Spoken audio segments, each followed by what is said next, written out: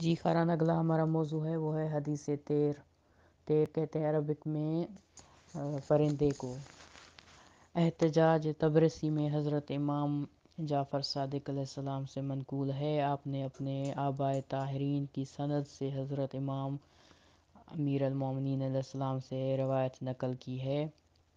نماز فجر کے بعد رسول خدا اور میں یعنی امام علی علیہ السلام فرما رہے ہیں کہ ہم دونوں کچھ دیر مسجد میں بیٹھے ہوئے تھے. حضرت اٹھے تو میں بھی آپ کے ساتھ کھڑا ہو گیا. حضرت نے کہیں جانا ہو تو مجھے بتائیں. میں نے حضرت سے فرمایا اور اگر انہیں دیر ہوتی تو میں اس جگہ ان کی خیریت معلوم کرنے کے لیے چلا جاتا تھا، کیونکہ میرا دل ایک لمحہ کی جدائی.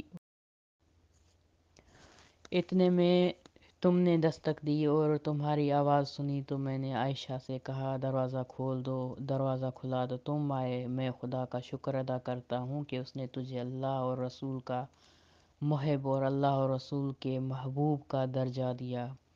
اب تم میرے ساتھ مل کر پرندے کا گوشت کھاؤ. پھر میں نے رسول خدا کے ساتھ مل کر بہشتی پرندے کا گوشت کھایا. اس کے بعد رسول اکرم نے مجھے فرمایا یا علی، اب آپ اپنا حال سنائیں.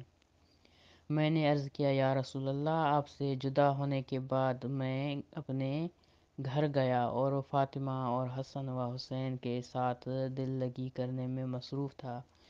پھر اچانک دل میں آپ کی زیارت کا اشتیاق پیدا ہوا اور میں نے دستک دی تو بی بی نے کہا کہ آپ سو رہے ہیں. پھر واپس چلا گیا، لیکن پھر راستے سے واپس چلا آیا اور دوبارہ دستک دی. بی بی نے کہا کہ آپ مصروف حاجت ہیں.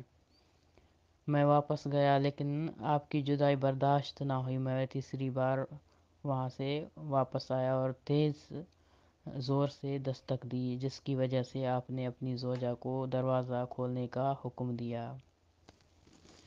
نبی نے فرمایا کہ خدا نے خدا انہیں چاہتا ہے کہ یہ اعزاز تمہارے علاوہ خدا نہیں چاہتا کہ یہ اعزاز تمہارے علاوہ کسی اور کو دے. پھر آپ نے بی بی سے فرمایا تم نے ایسا کیوں کیا؟